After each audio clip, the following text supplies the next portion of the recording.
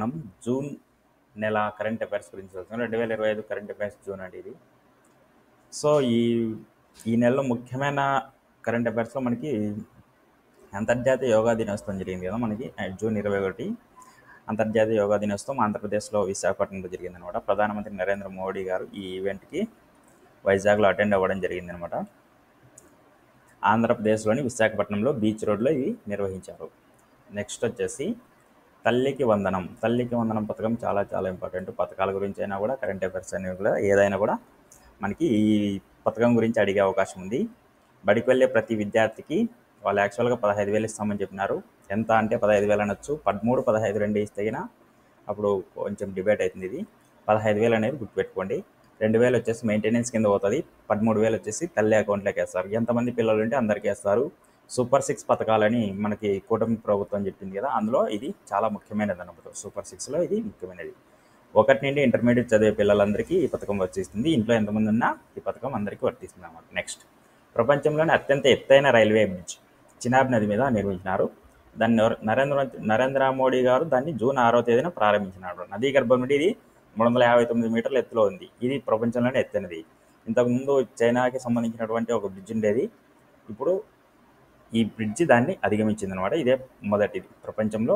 ఇది Eiffel tower కన్నా ఎత్తుగా ఉంటుందన్నమాట.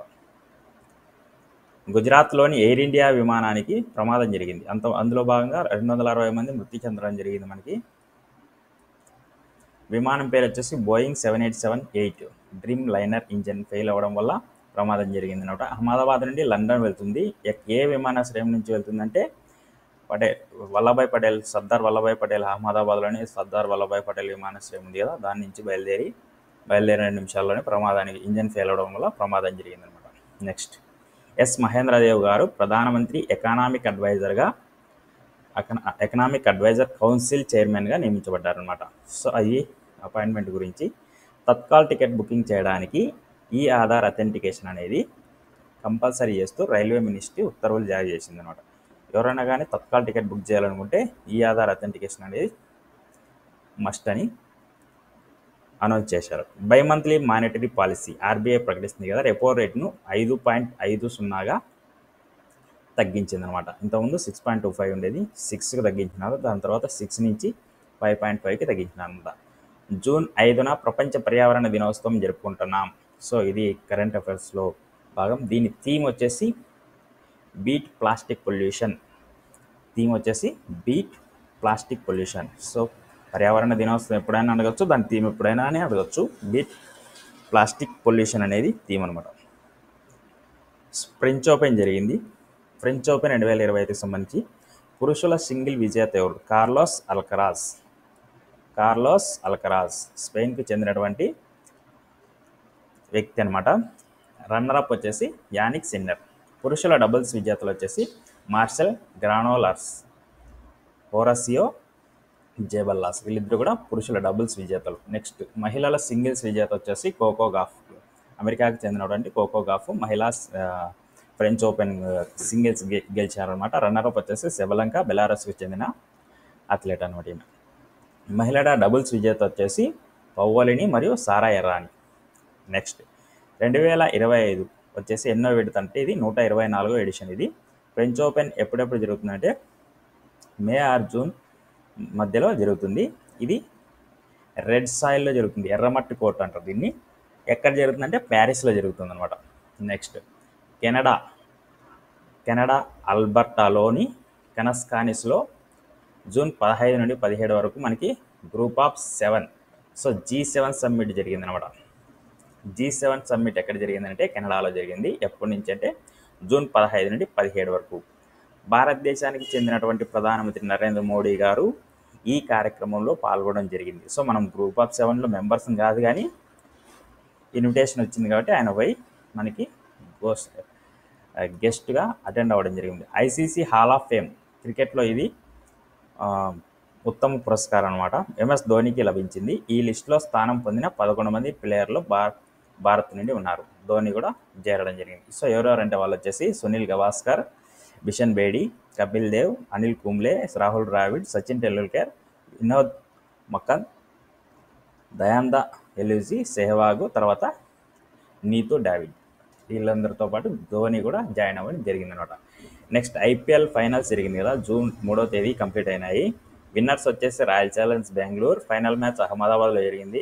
రన్నర్ అప్ పంజాబ్ అనమాట. ప్లేయర్ ఆఫ్ ద సిరీస్ వచ్చేసి సూర్యకుమార్ యాదవ్. ఎమర్జింగ్ ప్లేయర్ వచ్చేసి సాయి సుదర్శన్, గుజరాత్ చెందిన ప్లేయర్ అనమాట. Next orange cap Sai Sudarshan 759 పరుగులు చేసినారు. పర్పుల్ క్యాప్ వచ్చేసి ప్రసిద్ధ్ కృష్ణ 25 వికెట్లు తీసినాడు. క్యాచ్ ఆఫ్ ది సీజన్ వచ్చేసి కమిండో మెండిస్, శ్రీలంకకు చెందిన Kamindu Mendis catch of the season వచ్చిందనమాట. Fair play award CSK Chennai super కింగ్స్కి ఫెయిర్ ప్లే అవార్డు వచ్చింది. 18వ ఎడిషన్ ఇది ఇప్పుడు జరిగినది 2025లో. 10 జట్లు పాల్గొన్నాయి. మార్చి 22 నుంచి జూన్ 3 వరకు జరిగినాయట. కొన్ని రోజులు వాయిదా వేయడం జరిగింది, ఎందుకంటే మనకి పెహల్గామ్లో అటాక్ జరిగింది.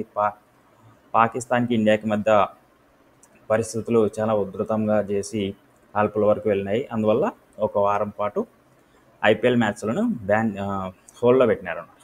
74 మ్యాచ్లు జరిగినాయి టోటల్గా.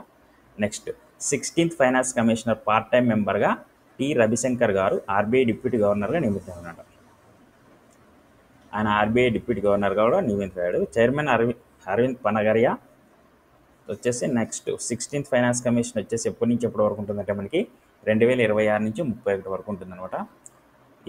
ఈ నెలకు సంబంధించి ముఖ్యమైన దినోత్సవాలు చూద్దాం. జూన్ నెలలో ప్రపంచ పాల దినోత్సవం జూన్ 1, మనకి ఆల్రెడీ తెలిసిందే. ప్రపంచ పర్యావరణ దినోత్సవం వచ్చేసి జూన్ 5, వరల్డ్ ఓషన్ డే వచ్చేసి జూన్ 8, చైల్డ్ లేబర్ వ్యతిరేక దినోత్సవం June 12, next world blood donors day June 14, world refugee day June 20, అంతర్జాతీయ యోగా దినోత్సవం ఇది చాలా చాలా ఇంపార్టెంట్. ఈ నెలలో వచ్చేసి మనకి ఒకటి ఎన్విరాన్మెంట్ డే పర్యావరణ దినోత్సవం, తర్వాత అంతర్జాతీయ యోగా దినోత్సవం. ఈ రెండు కూడా దీనికి సంబంధించిన థీమ్స్ కూడా చెక్ చేసుకోండి. జూన్ 21 అనమాట. ఇంటర్నేషనల్ ఒలింపిక్స్ డే వచ్చేసి జూన్ 23, వరల్డ్ ఆస్ట్రాయిడ్ డే వచ్చేసి జూన్ 30. ఇదండి ఈ వీడియో. ఇలాంటి లేటెస్ట్ వీడియోస్ కోసం మన ఛానల్ సబ్స్క్రైబ్ చేసుకోండి.